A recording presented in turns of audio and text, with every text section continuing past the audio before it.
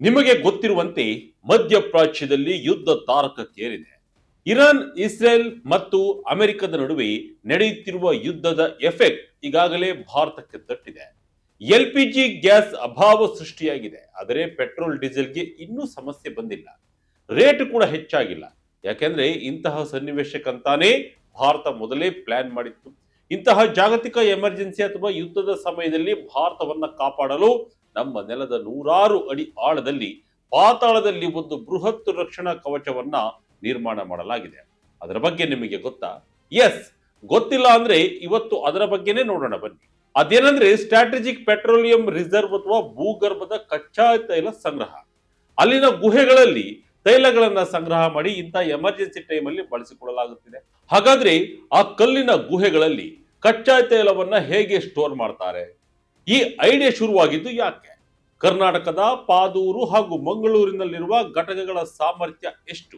ಇಷ್ಟೆಲ್ಲ ಪ್ಲಾನ್ ಮಾಡಿರುವ ಭಾರತ ಒಡಿಶಾದಲ್ಲಿ ನಡೆಯಬೇಕಿದ್ದ ಸಾವಿರಾರು ಕೋಟಿ ರೂಪಾಯಿಯ ಪ್ರಾಜೆಕ್ಟ್ ಅನ್ನ 7 ವರ್ಷಗಳಿಂದ ಯಾಕೆ ನೆನೆಗುದಿಗೆ ಕೆಡವಿದೆ? ತೈಲ ಭದ್ರತೆಗೆ ಎದುರಾಗಿರುವ ಆ ಕಂಟಕವಾದರೂ ಏನು ಎಂಬುದನ್ನ ಈ ವಿಡಿಯೋದಲ್ಲಿ ಸರಳವಾಗಿ ಸಂಪೂರ್ಣವಾಗಿ ಎಕ್ಸ್ಪ್ಲೈನ್ ಮಾಡ್ತೀನಿ. ಕೊನೆವರೆಗೂ ನೋಡಿ. ಭಾರತದ ತೈಲಕ್ಕೆ ಪಾತಾಳದ ಭದ್ರತಾ ಕವಚ. ಏನಿದು ಸ್ಟ್ರಾಟಜಿಕ್ ಪೆಟ್ರೋಲಿಯಂ ರಿಸರ್ವ್? ವೀಕ್ಷಕರೇ, ನಮ್ಮ ಭಾರತ ಅಭಿವೃದ್ಧಿ ಹೊಂದುತ್ತಿರುವ ಅತಿ ದೊಡ್ಡ ಆರ್ಥಿಕತೆ. ನಮ್ಮ ದೇಶದ ವಾಹನಗಳು ಓಡಬೇಕು, ಫ್ಯಾಕ್ಟರಿಗಳು ನಡಿಬೇಕು ಅಂದ್ರೆ ನಮಗೆ ಪ್ರತಿದಿನ ಕೋಟ್ಯಾಂತರ ಲೀಟರ್ ಇಂಧನ ಬೇಕು. ಆದರೆ ಕಹಿ ಸತ್ಯ ಏನಂದ್ರೆ ನಮ್ಮ ದೇಶದ ಒಟ್ಟು ತೈಲ ಬಳಕೆಯ 85% ನಾವು ವಿದೇಶಗಳಿಂದಲೇ ಆಮದು ಮಾಡಿಕೊಳ್ಳುತ್ತಿದ್ದೇವೆ. ಅದರಲ್ಲೂ ವಿಶೇಷವಾಗಿ ಕೊಲ್ಲಿ ರಾಷ್ಟ್ರಗಳಾದ ಸೌದಿ ಅರೇಬಿಯಾ, ಇರಾಕ್, UAE ಮೇಲೆ ನಾವು ಹೆಚ್ಚು ಅವಲಂಬಿತರಾಗಿದ್ದೇವೆ. ಜಗತ್ತಿನ ಅತಿ ಪ್ರಮುಖ ತೈಲ ಸಾಗಣೆ ಮಾರ್ಗವಾದ ಹಾರ್ಮುಜ್ ಜಲಸಂಧಿ ಮೂಲಕವೇ ನಮಗೆ ಹೆಚ್ಚಿನ ತೈಲ ಬರುವುದು. ಇರಾನ್ ಯುದ್ಧದ ವೇಳೆ ಹಾರ್ಮುಜ್ ಜಲಸಂಧಿ ಬ್ಲಾಕ್ ಆಗಿದೆ. ಜಾಗತಿಕ ತೈಲ ಪೂರೈಕೆಗೆ ದೊಡ್ಡ ಹೊಡೆತ ಬಿದ್ದಿದೆ. ಆದರೆ ಭಾರತ ಸದ್ಯಕ್ಕೆ ಸೇಫ್ ಆಗಿದ್ದು ಸದ್ಯದ ತೈಲ ಕೊರತೆ ಎದುರಾಗಿಲ್ಲ. ಬೇರೆ ದೇಶಗಳೆಲ್ಲ ರೇಟ್ ಅನ್ನ ಭಾರಿ ಪ್ರಮಾಣದಲ್ಲಿ ಏರಿಸಿದ್ದರೆ ಭಾರತದಲ್ಲಿ ಪೆಟ್ರೋಲ್ ಡೀಸೆಲ್ ಕತೆ ನಾರ್ಮಲ್ ಇದೆ. ಇದಕ್ಕೆ ಏನು ಕಾರಣವೆಂದರೆ ಸ್ಟ್ರಾಟಜಿಕ್ ಪೆಟ್ರೋಲಿಯಂ ರಿಸರ್ವ್ಸ್. ಎಸ್, ಇಂತಹ ಜಾಗತಿಕ ಎಮರ್ಜೆನ್ಸಿಯನ್ನ ಮೊದಲೇ ಅರಿತಿದ್ದ ಭಾರತ ಸರ್ಕಾರ ಬೇರೆ ದೇಶಗಳಿಂದ ತೈಲವನ್ನ ಕೊಂಡು ಅದನ್ನ ನಮ್ಮಲ್ಲೇ ಎಮರ್ಜೆನ್ಸಿಗಾಗಿ ಸ್ಟೋರ್ ಮಾಡಿಟ್ಟುಕೊಳ್ಳಲು ಸ್ಟ್ರಾಟಜಿಕ್ ಪೆಟ್ರೋಲಿಯಂ ರಿಸರ್ವ್ ಎಂಬ ಮಾಸ್ಟರ್ ಪ್ಲಾನ್ ಮಾಡಿತ್ತು. ಇದಕ್ಕಾಗಿ Indian strategic petroleum reserve limited ಎಂಬ ಪ್ರತ್ಯೇಕ ಸರ್ಕಾರಿ ಸಂಸ್ಥೆಯೇ ಇದೆ.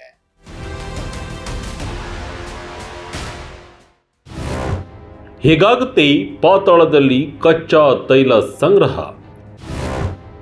ಏನಿದು ಶಿಲಾಗುಹೆ? ಯಾಕಿಲ್ಲಿ ತೈಲ ಸ್ಟೋರೇಜ್? ಪಾತಾಳದಲ್ಲಿ ಕಚ್ಚಾ ತೈಲ ಸಂಗ್ರಹವಾಗುತ್ತಿದೆ ಎಂದಾಗ ನಿಮಗೆ ಒಂದು ಪ್ರಶ್ನೆ ಕಾಡಬಹುದು. ತೈಲವನ್ನ ಸ್ಟೋರ್ ಮಾಡಬೇಕು ಅಂದ್ರೆ ದೊಡ್ಡ ದೊಡ್ಡ ಸಿಂಟೆಕ್ಸ್ ಟ್ಯಾಂಕ್ ತರಹ ಕಬ್ಬಿಣದ ಟ್ಯಾಂಕ್ ಗಳನ್ನ ಭೂಮಿಯ ಮೇಲೆಯೇ ಕಟ್ಟಬಹುದಲ್ಲ, ಯಾಕೆ ಪಾತಾಳದಲ್ಲಿ ಗುಹೆ ತೋಡಬೇಕು ಅಂತ? ಅದಕ್ಕೆ ಬಲವಾದ ಕಾರಣಗಳಿವೆ. ಜಾಗತಿಕ ಮಟ್ಟದಲ್ಲಿ ದೊಡ್ಡ ಪ್ರಮಾಣದ ಕಚ್ಚಾ ತೈಲವನ್ನ ಸಂಗ್ರಹಿಸಲು ಭೂಗತ ಕಲ್ಲಿನ ಗುಹೆಗಳು ಅತ್ಯಂತ ಸುರಕ್ಷಿತ ಮತ್ತು ಬೆಸ್ಟ್ ಟೆಕ್ನಾಲಜಿ. ಭೂಮಿಯ ಮೇಲ್ಮೈಯಿಂದ ಸುಮಾರು 90 ಮೀಟರ್ಗಿಂತಲೂ ಆಳದಲ್ಲಿ ಬೃಹತ್ ಕಲ್ಲಿನ ಗುಹೆಗಳನ್ನ ಕೊರೆಯಲಾಗುತ್ತದೆ.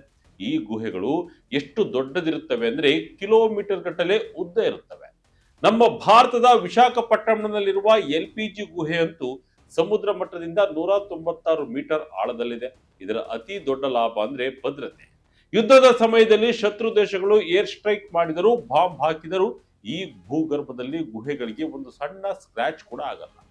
ಪ್ರಕೃತಿ ವಿಕೋಪಗಳಾದಾಗ, ಭೂಕಂಪ, ಸುನಾಮಿ ಬಂದರೂ ಇವು ಸೇಫ್. ಮೇಲಾಗಿ ಭೂಮಿಯ ಮೇಲಿರುವ ಟ್ಯಾಂಕರ್ಗಳಲ್ಲಿ ತೈಲ ಆವಿಯಾಗಿ ನಷ್ಟವಾಗುವ ಸಾಧ್ಯತೆ ಇರುತ್ತೆ. ಆದರೆ ಪಾತಾಳದಲ್ಲಿ ತಂಪಾದ ವಾತಾವರಣ, ಕಲ್ಲಿನ ಗುಹೆಗಳಲ್ಲಿ ಕಚ್ಚಾ ತೈಲ ಆವಿಯಾಗುವುದಿಲ್ಲ, ಪರಿಸರಕ್ಕೂ ಯಾವುದೇ ಹಾನಿ ಇಲ್ಲ. ಇದು ಸಂಪೂರ್ಣ ಸೀಲ್ ಆಗಿರುತ್ತೆ. ಲೀಕ್ ಆಗದಂತೆ ನೋಡಿಕೊಳ್ಳಲು ಮಾನಿಟರಿಂಗ್ ವೆಲ್ಗಳು ಹಾಗೂ ಅತ್ಯಾಧುನಿಕ ಟೆಕ್ನಾಲಜಿಯನ್ನ ಅಳವಡಿಸಲಾಗಿರುತ್ತೆ. ಭಾರತದ ಬಳಿ ಈಗ ಎಷ್ಟು ತೈಲ ಸಂಗ್ರಹವಿದೆ? ಅಮೆರಿಕ, ಚೀನಾ ಮುಂದೆ ನಾವು ಎಲ್ಲಿ? ಸದ್ಯಕ್ಕೆ ಭಾರತದಲ್ಲಿ 3 ಕಡೆ ಇಂತಹ ಭೂಗರ್ಭದ ತೈಲ ಸಂಗ್ರಹಣಾ ಘಟಕಗಳಿವೆ.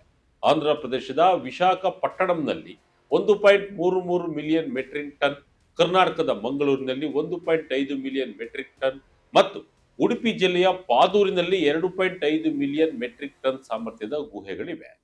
ಒಟ್ಟಾರೆಯಾಗಿ ಹೇಳುವುದಾದ್ರೆ ನಮ್ಮ ಬಳಿ ಈಗ 5.33 ಮಿಲಿಯನ್ ಮೆಟ್ರಿಕ್ ಟನ್ ಕಚ್ಚಾ ತೈಲ ಸ್ಟೋರ್ ಮಾಡುವ ಕೆಪಾಸಿಟಿ ಇದೆ. ಆದರೆ ಇದು ಸಾಕಾ? ಖಂಡಿತ ಇಲ್ಲ. ಈ 5.33 ಮಿಲಿಯನ್ ಮೆಟ್ರಿಕ್ ಟನ್ ತೈಲದಿಂದ ಕೇವಲ 10 ದಿನಗಳ ಮಟ್ಟಿಗೆ ಮಾತ್ರ ಇಡೀ ದೇಶದ ತೈಲ ಬೇಡಿಕೆಯನ್ನ ಪೂರೈಸಬಹುದು. ಅದೇ ಜಾಗತಿಕ ರಾಷ್ಟ್ರಗಳಿಗೆ ಹೋಲಿಸಿದ್ರೆ ನಾವು ತುಂಬಾನೇ ಹಿಂದಿದ್ದೇವೆ. ಅಮೆರಿಕದ ಬಳಿ ಬರೋಬ್ಬರಿ 714 ಮಿಲಿಯನ್ ಬ್ಯಾರಲ್ ತೈಲ ಸಂಗ್ರಹವಿದೆ. ಚೀನಾ ಬಳಿ 475 ಮಿಲಿಯನ್ ಬ್ಯಾರಲ್, ಜಪಾನ್ ಬಳಿ 324 ಮಿಲಿಯನ್ ಬ್ಯಾರಲ್ ಸಾಮರ್ಥ್ಯವಿದೆ. ಆದರೆ ಭಾರತದ ಬಳಿ ಇರುವುದು ಕೇವಲ 38 ಮಿಲಿಯನ್ ಬ್ಯಾರಲ್ ಮಾತ್ರ. ರಿಫೈನರಿಗಳಲ್ಲಿರುವ ಕಮರ್ಷಿಯಲ್ ಸ್ಟಾಕ್ ಸೇರಿಸಿದ್ರೆ ಒಟ್ಟು 7 ರಿಂದ 8 ವಾರಗಳ ಬ್ಯಾಕಪ್ ಮಾತ್ರ ನಮಗಿದೆ. ಹಾಗಾಗಿಯೇ ಈ ಕೆಪಾಸಿಟಿಯನ್ನ ಹೆಚ್ಚಿಸಲು ಕೇಂದ್ರ ಸರ್ಕಾರ ಪಾದೂರಿನ 2ನೇ ಹಂತದ ಯೋಜನೆಗೆ ಹಾಗೂ ಒಡಿಶಾದ ಚಂಡಿಗೋಲ್ ಯೋಜನೆಗೆ ಗ್ರೀನ್ ಸಿಗ್ನಲ್ ನೀಡಿತು. ಭಾರತದಲ್ಲಿ ಸದ್ಯ ಕೇಂದ್ರ ಸರ್ಕಾರ ಹೇಳಿದಂತೆ 2 ತಿಂಗಳ ಕಾಲ ಏನು ಸಮಸ್ಯೆ ಇಲ್ವಂತೆ. ಉಡುಪಿಯ ಪಾದೂರಿನಲ್ಲಿ ಅತಿ ದೊಡ್ಡ ಪ್ರಾಜೆಕ್ಟ್, ಖಾಸಗಿ ಸರ್ಕಾರಿ ಸಹಭಾಗಿತ್ವದ ಬಿಗ್ ಹೆಜ್ಜೆ. ಇನ್ನು ಉಡುಪಿ ಜಿಲ್ಲೆಯ ಕಾಪು ತಾಲೂಕಿನ ಪಾದೂರು ಪ್ರದೇಶ ಕಚ್ಚಾ ತೈಲ ಸಂಗ್ರಹಕ್ಕೆ ಹೇಳಿ ಮಾಡಿಸಿದ ಜಾಗ. ಸಮುದ್ರಕ್ಕೆ ಹತ್ತಿರವಿರುವುದರಿಂದ ಹಡಗುಗಳಲ್ಲಿ ಬರುವ ಕಚ್ಚಾ ತೈಲವನ್ನ ಪೈಪ್ ಲೈನ್ ಮೂಲಕ ಡೈರೆಕ್ಟ್ ಆಗಿ ಗುಹೆಗೆ ತುಂಬಿಸಬಹುದು. ಈಗಾಗಲೇ ಅಲ್ಲಿ ಮೊದಲ ಹಂತದ ಪ್ರಾಜೆಕ್ಟ್ ರೆಡಿ ಇದೆ. ಈಗ 2ನೇ ಹಂತದ ಅಡಿಯಲ್ಲಿ ಅಂದ್ರೆ ಕಮರ್ಷಿಯಲ್ ಕಮ್ ಸ್ಟ್ರಾಟಜಿಕ್ ಫೆಸಿಲಿಟಿಯಾಗಿ ಮತ್ತೊಂದು 2.5 ಮಿಲಿಯನ್ ಮೆಟ್ರಿಕ್ ಟನ್ ಅಂದ್ರೆ ಸುಮಾರು 18.3 ದಶಲಕ್ಷ ಬ್ಯಾರಲ್ ಸಾಮರ್ಥ್ಯದ ಘಟಕವನ್ನ ನಿರ್ಮಿಸಲಾಗುತ್ತಿದೆ. ವಿಶೇಷ ಎಂದರೆ ಇದೊಂದು ಖಾಸಗಿ ಸರ್ಕಾರಿ ಸಹಭಾಗಿತ್ವದ ಪ್ರಾಜೆಕ್ಟ್. ಸರ್ಕಾರಿ ಸಂಸ್ಥೆಯಾದ ISPRL ಜೊತೆಗೆ mega engineering and infrastructure limited ನ MSMPL ಸಂಸ್ಥೆ ಕೈ ಜೋಡಿಸಿದೆ. ಸುಮಾರು 5,700 ಕೋಟಿ ರೂಪಾಯಿ ವೆಚ್ಚದ ಈ ಪ್ರಾಜೆಕ್ಟ್ ನಲ್ಲಿ 60% ಹೂಡಿಕೆಯನ್ನ MEIL ಸಂಸ್ಥೆಯೇ ಮಾಡುತ್ತಿದೆ. ಇಲ್ಲಿ ಹೈ ಸಲ್ಫರ್ ಮತ್ತು ಲೋ ಸಲ್ಫರ್ ಕಚ್ಚಾ ತೈಲವನ್ನ ಪ್ರತ್ಯೇಕವಾಗಿ ಸ್ಟೋರ್ ಮಾಡಲು ಡಿಸೈನ್ ಮಾಡಲಾಗಿದೆ. ಈ ಯೋಜನೆ ಕೇವಲ ಎಮರ್ಜೆನ್ಸಿಗೆ ಮಾತ್ರವಲ್ಲ, ಆರ್ಥಿಕ ದೃಷ್ಟಿಯಿಂದಲೂ ಬಂಪರ್ ಲಾಟರಿ. ಜಾಗತಿಕ ಮಾರುಕಟ್ಟೆಯಲ್ಲಿ ಕಚ್ಚಾ ತೈಲದ ಬೆಲೆ ಪಾತಾಳಕ್ಕೆ ಬಿದ್ದಾಗ ಕಡಿಮೆ ರೇಟ್ನಲ್ಲಿ ಲಕ್ಷಾಂತರ ಟನ್ ತೈಲವನ್ನ ಖರೀದಿಸಿ ಇಲ್ಲಿಗೆ ತಂದು ತುಂಬಿಸಬಹುದು. ಆಮೇಲೆ ರೇಟ್ ಜಾಸ್ತಿ ಆದಾಗ ಆಮದು ಮಾಡಿಕೊಳ್ಳುವ ಬದಲು ಇದೇ ತೈಲವನ್ನ ಬಳಸಿ ಸಾವಿರಾರು ಕೋಟಿ ರೂಪಾಯಿ ವಿದೇಶಿ ವಿನಿಮಯವನ್ನ ಉಳಿಸಬಹುದು. ಒಡಿಶಾದಲ್ಲಿ ನಿರ್ಮಾಣ ಆಗಬೇಕಿದೆ ದೊಡ್ಡ ಸಂಗ್ರಹಗಾರ. 7 ವರ್ಷಗಳಿಂದ ನೆನೆಗುದಿಗೆ ಬಿದ್ದ 8,743 ಕೋಟಿ ರೂಪಾಯಿ ಪ್ರಾಜೆಕ್ಟ್. ವೀಕ್ಷಕರೇ, ಪಾದೂರಿನ ಕತೆ ಚೆನ್ನಾಗಿದೆ, ಆದರೆ ಭಾರತದ ಅತಿದೊಡ್ಡ ಸಮಸ್ಯೆ ನಮ್ಮ ಸಿಸ್ಟಂನಲ್ಲಿರುವ ವಿಳಂಬ ನೀತಿ ಅಥವಾ ಬ್ಯೂರೋಕ್ರಸಿ. ಇದಕ್ಕೆ ಬೆಸ್ಟ್ ಉದಾಹರಣೆ ಒಡಿಶಾದ ಜಾರ್ಜ್ಪುರ್ ಜಿಲ್ಲೆಯ ಚಂಡಿಗೋಲ್ ಬಳಿಯ ದಂಕರಿ ಬೆಟ್ಟದಲ್ಲಿ ನಿರ್ಮಾಣವಾಗಬೇಕಾಗಿರುವ 4 ಮಿಲಿಯನ್ ಮೆಟ್ರಿಕ್ ಟನ್ ಸಾಮರ್ಥ್ಯದ ಪ್ರಾಜೆಕ್ಟ್. 2018ರಲ್ಲೇ ಕೇಂದ್ರ ಸರ್ಕಾರ ಈ ಬೃಹತ್ ಯೋಜನೆಗೆ ಒಪ್ಪಿಗೆ ಕೊಟ್ಟಿತ್ತು. ಇದರ ಅಂದಾಜು ವೆಚ್ಚ 8,743 ಕೋಟಿ ರೂಪಾಯಿಗಳು. ಈ ಯೋಜನೆ ಕಂಪ್ಲೀಟ್ ಆದರೆ ಭಾರತದ ತೈಲ ಸಂಗ್ರಹಣ ಸಾಮರ್ಥ್ಯ ಡಬಲ್ ಆಗುತ್ತೆ. 10 ದಿನದ ಬ್ಯಾಕಪ್ 21 ದಿನಗಳಿಗೆ ಏರಿಕೆ ಆಗುತ್ತೆ ಅನ್ನೋದು ಲೆಕ್ಕಾಚಾರವಾಗಿತ್ತು. ಆದರೆ ನಿಮಗೆ ಶಾಕ್ ಆಗುವ ವಿಚಾರ ಅಂದ್ರೆ 6-7 ವರ್ಷಗಳು ಕಳೆದರೂ ಈ ಪ್ರಾಜೆಕ್ಟ್ ಇನ್ನು ಶುರುವಾಗಿಲ್ಲ. ಭೂಮಿ ಪೂಜೆ ಬಿಡಿ, ಜಾಗದ ಹಸ್ತಾಂತರವೇ ಆಗಿಲ್ಲ. ಯಾಕೆ ವಿಳಂಬ ಅಂತೀರಾ? ಮೊದಲನೇದು ಜಾಗದ ಸಮಸ್ಯೆ. ISPRL ಸಂಸ್ಥೆ ಈ ಪ್ರಾಜೆಕ್ಟ್ ಆಗಿ 2019ರಲ್ಲಿ 400 ಎಕರೆ ಜಾಗವನ್ನು ಗುರುತಿಸಿತ್ತು. ಆದರೆ ಒಡಿಶಾ ರಾಜ್ಯ ಸರ್ಕಾರ ಈವರೆಗೂ ಭೂಮಿಯ ಲೀಸ್ ಡೀಡ್ ಅನ್ನ ಫೈನಲ್ ಮಾಡಿ ಪೂರ್ತಿ ಜಾಗವನ್ನ ಹಸ್ತಾಂತರ ಮಾಡಿಲ್ಲ. ಕೇವಲ 286 ಎಕರೆ ಜಾಗ ಮಾತ್ರ ಪ್ರೋಸೆಸ್ ಆಗಿದ್ದು, ಉಳಿದ ಜಾಗ ಸಿಗಲು ಇನ್ನು ತಿಂಗಳುಗಳೇ ಬೇಕಾಗಬಹುದು ಎನ್ನಲಾಗ್ತಿದೆ. ಜಾಗ ಸಿಗುವವರೆಗೆ ಟೆಂಡರ್ ಕರೆಯಲು, ಕನ್ಸ್ಟ್ರಕ್ಷನ್ ಶುರು ಮಾಡಲು ಸಾಧ್ಯವೇ ಇಲ್ಲ. ಇಂಜಿನಿಯರ್ಸ್ ಇಂಡಿಯಾ ಲಿಮಿಟೆಡ್ ಈ ಪ್ರಾಜೆಕ್ಟ್ ನ ಡಿಸೈನ್ ರೆಡಿ ಮಾಡಿಟ್ಟುಕೊಂಡು ಕೂತಿದೆ. ಆದರೆ ಜಾಗವೇ ಇಲ್ಲದೆ ಕಟ್ಟುವುದಾದರೂ ಎಲ್ಲಿ ಅಲ್ವಾ?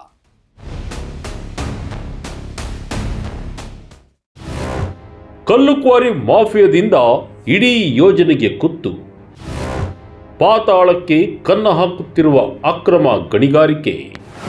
ಒಡಿಶಾ ಪ್ರಾಜೆಕ್ಟ್ ವಿಳಂಬವಾಗಲು ಕೇವಲ ಭೂಸ್ವಾಧೀನ ಮಾತ್ರ ಕಾರಣವಲ್ಲ, ಅಲ್ಲಿರುವ ಕಲ್ಲು ಕ್ವಾರಿ ಮಾಫಿಯಾ ಕೂಡ ಅತಿ ದೊಡ್ಡ ಅಡ್ಡಿಯಾಗಿದೆ. ಪ್ರಸ್ತಾವಿತ ಯೋಜನಾ ಪ್ರದೇಶದಲ್ಲಿ ಸುಮಾರು 13 ಕಲ್ಲು ಕ್ವಾರಿಗಳಿವೆ ಎಂದು ಸ್ವತಃ ISPRL ಹೇಳಿದೆ. ಕೆಲವು ಕ್ವಾರಿಗಳು ಕೋರ್ಟ್ ಕೇಸ್ನಿಂದ ಸುಮ್ಮನಿದ್ದರೂ ಇನ್ನು ಕೆಲವು ಕ್ವಾರಿಗಳು ರಾಜಾರೋಷವಾಗಿ ಅಕ್ರಮ ಗಣಿಗಾರಿಕೆ ನಡೆಸುತ್ತಿವೆ. ತಜ್ಞರ ಪ್ರಕಾರ ಈ ಗುಡ್ಡಗಳಲ್ಲಿ ನಿರಂತರವಾಗಿ ಕಲ್ಲುಗಳನ್ನು ಸ್ಫೋಟಿಸುತ್ತಿದ್ದರೆ, ಗಣಿಗಾರಿಕೆ ಮಾಡುತ್ತಿದ್ದರೆ ಗುಡ್ಡದ ರಚನೆಯೇ ಹಾಳಾಗುತ್ತೆ. ಈ ಗುಡ್ಡದ ಕೆಳಗೆಯೇ ಭೂಗರ್ಭದಲ್ಲಿ 4 ಮಿಲಿಯನ್ ಟನ್ ಕಚ್ಚಾ ತೈಲ ತುಂಬುವ ಗುಹೆಗಳನ್ನ ನಿರ್ಮಾಣ ಮಾಡಬೇಕು. ಮೇಲ್ಗಡೆ ಅಕ್ರಮ ಬ್ಲಾಸ್ಟಿಂಗ್ ನಡೆಯುತ್ತಿದ್ದರೆ ಒಳಗಡೆ ಗುಹೆಗಳು ಸೇಫ್ ಆಗಿರ್ತಾವ? ಖಂಡಿತ ಇಲ್ಲ. ಇಡೀ ಅಂಡರ್ ಗ್ರೌಂಡ್ ಸ್ಟೋರೇಜ್ ಪ್ರಾಜೆಕ್ಟ್ ಅಪಾಯಕ್ಕೆ ಸಿಲುಕುತ್ತದೆ. ಈ ಗಣಿಗಾರಿಕೆಯನ್ನ ತಕ್ಷಣ ನಿಲ್ಲಿಸಿ ಎಂದು ISPRL ಅಧಿಕಾರಿಗಳು ಸ್ಥಳೀಯ ರಾಜಕೀಯ ನಾಯಕರಿಗೆ, ಸರ್ಕಾರಕ್ಕೆ ಲೆಟರ್ ಮೇಲೆ ಲೆಟರ್ ಬರೆದರೂ ಯಾವುದೇ ಪ್ರಯೋಜನವಾಗಿಲ್ಲ. ಭಾರತ ಯುದ್ಧ ಎದುರಿಸಲು ರೆಡಿಯಾಗಿದೆಯಾ? ತೈಲ ಆಮದು ಡೈವರ್ಸಿಫೈ ಮಾಡಿದ ಭಾರತ. ಇನ್ನು ಮುಂದೆ ಏನಾಗಬಹುದು? ಒಮ್ಮೆ ಒಡಿಶಾ ಸರ್ಕಾರ ಭೂಮಿಯನ್ನ ಸಂಪೂರ್ಣವಾಗಿ ಹಸ್ತಾಂತರ ಮಾಡಿದ್ರೆ ಟೆಂಡರ್ ಪ್ರಕ್ರಿಯೆ ಶುರುವಾಗಲಿದೆ. ಅದಾದ 5 ದಿನಗಳಲ್ಲಿ ಕನ್ಸ್ಟ್ರಕ್ಷನ್ ಕೆಲಸ ಶುರುವಾಗಬಹುದು. ಭದ್ರತೆಗಾಗಿ ಸೆಕ್ಯೂರಿಟಿ ಪರ್ಸನಲ್ ಗಳನ್ನು ಕೂಡ ಆ ಜಾಗದಲ್ಲಿ ಡಿಪ್ಲಾಯ್ ಮಾಡಲು ಪ್ಲಾನ್ ಮಾಡಲಾಗಿದೆ. ಆದರೆ ಈ ಜಾಗ ಒಮ್ಮೆ ಸಿಕ್ಕರೆ ಅನ್ನೋದು ಯಾವಾಗ ನಡೆಯುತ್ತೆ ಅನ್ನೋದೇ ಯಕ್ಷ ಪ್ರಶ್ನೆ. ಒಂದೆಡೆ ಭಾರತ ತನ್ನ ತೈಲ ಆಮದನ್ನ ಡೈವರ್ಸಿಫೈ ಮಾಡಿಕೊಂಡಿದೆ. ಕೇವಲ ಮಿಡಲ್ ಈಸ್ಟ್ ಅನ್ನ ನೆಚ್ಚಿಕೊಳ್ಳದೆ ರಷ್ಯಾ, ಅಮೆರಿಕ, ನೈಜೀರಿಯಾ, ಬ್ರೆಜಿಲ್ನಿಂದಲೂ ತೈಲ ತರಿಸಿಕೊಳ್ಳುತ್ತಿದೆ. ಇದು ನಮಗೆ ಒಂದಷ್ಟು ರಿಲೀಫ್ ಕೊಟ್ಟಿದೆ. ಆದರೆ ಜಾಗತಿಕ ಎಮರ್ಜೆನ್ಸಿ ಬಂದಾಗ ನಮ್ಮನ್ನ ನಾವೇ ಕಾಪಾಡಿಕೊಳ್ಳಲು ರೂಪಿಸಿದ ಈ ತೈಲ ಗುಹೆಗಳ ನಿರ್ಮಾಣವೇ ಹೀಗೆ ನಮ್ಮದೇ ದೇಶದ ರೆಡ್ ಟೇಪ್, ಆಡಳಿತಶಾಹಿ ವಿಳಂಬ ಹಾಗೂ ಲೋಕಲ್ ಕಲ್ಲು ಕ್ವಾರಿ ಮಾಫಿಯಾಗಳಿಂದ ಸ್ಟಕ್ ಆಗಿರುವುದು ನಿಜಕ್ಕೂ ವಿಪರ್ಯಾಸ.